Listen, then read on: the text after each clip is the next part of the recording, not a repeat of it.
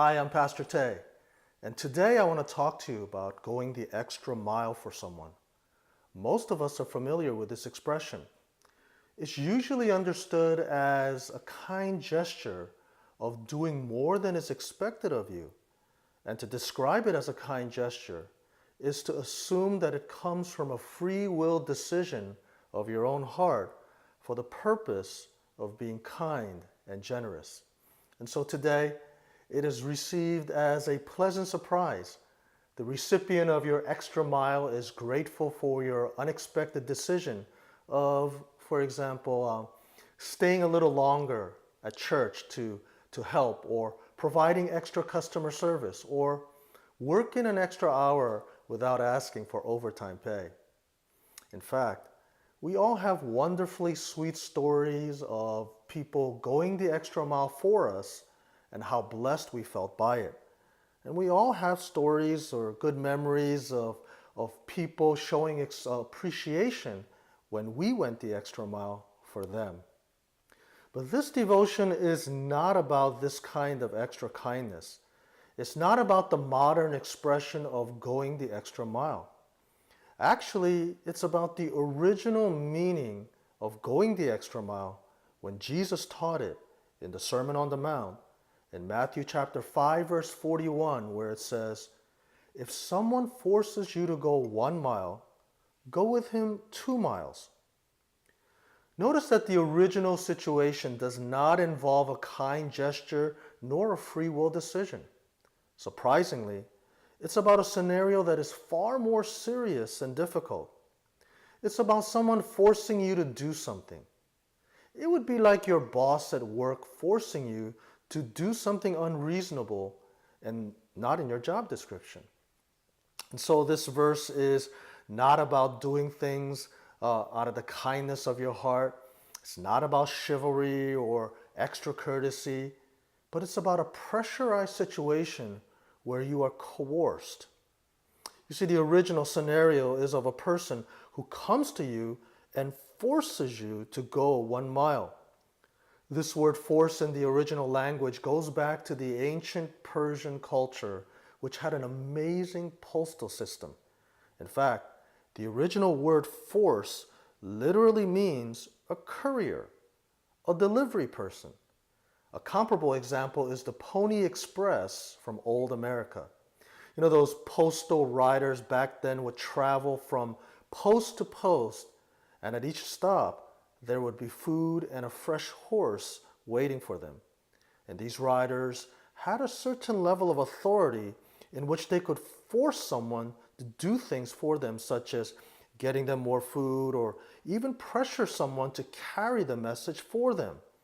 And so this coercive act became a general life expression of pressing you to do something that you did not plan to do nor want to do. This was the same word used of Simon of Cyrene in Matthew chapter 27, who was forced to carry the cross by the Roman soldiers when Jesus could not. And so Jesus is not speaking of a kind and generous decision, but the everyday difficult decision of doing things that we don't want to do and feeling pressured and obligated to do it. And the sobering truth is that we face these kinds of situations all the time. I mean, think about all the situations and places where this happens in your life. School, work, community, family, and even the church, where leaders press us to do things that we don't want to do. And in such situations, we feel violated. We feel that our freedom, our values, and our personal worth has been violated. And in these situations, Jesus teaches us to go the extra mile. Going 1 mile would be commendable since it's done under pressure, but going 2 miles is shocking since no one is expecting it, not even the one who pressures. You know, this teaching is exceedingly difficult. It rakes against the common or modern expression of going the extra mile, which is based on our freedom and generosity. We're shocked that the original situation involves the very taking away of our freedom, and it feels so wrong. But the biblical principle here and throughout the surrounding context of Matthew 5 is about a believer's response. It's a principle of not returning evil for evil. It's about being long-suffering when things are unjust. It's about leaving final justice in God's hands. And it's about a godly response in difficult situations. Hey, if you're meeting in a group today, you can pause now to discuss the challenges of going the extra mile as Jesus originally taught. What is the difference between Jesus' teaching and the modern understanding of going the extra mile? Share a story of how you went the extra mile as Jesus intended. What spiritual lessons did you learn? Are you in a difficult situation right now where you are pressed to go the extra mile?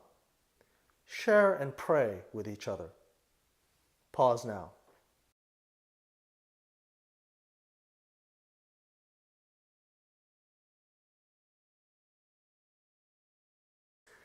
Jesus says that if we are forced to go 1 mile, we should go 2 miles. That's double the mileage.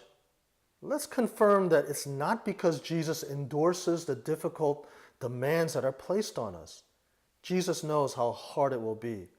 But this is really about showing godliness and righteousness to unbelievers. It's about letting our actions speak louder than our words so that God is glorified. And when God is highlighted through our actions, we are realizing the greater purposes for our lives. Thanks for joining us for a devotional drink today. If you love almond lattes, click here to subscribe so you know when the next one is ready to enjoy. Visit our website for resources for every chapter of your life. And if you're thirsty for more, click here. See you next time. May God bless your day.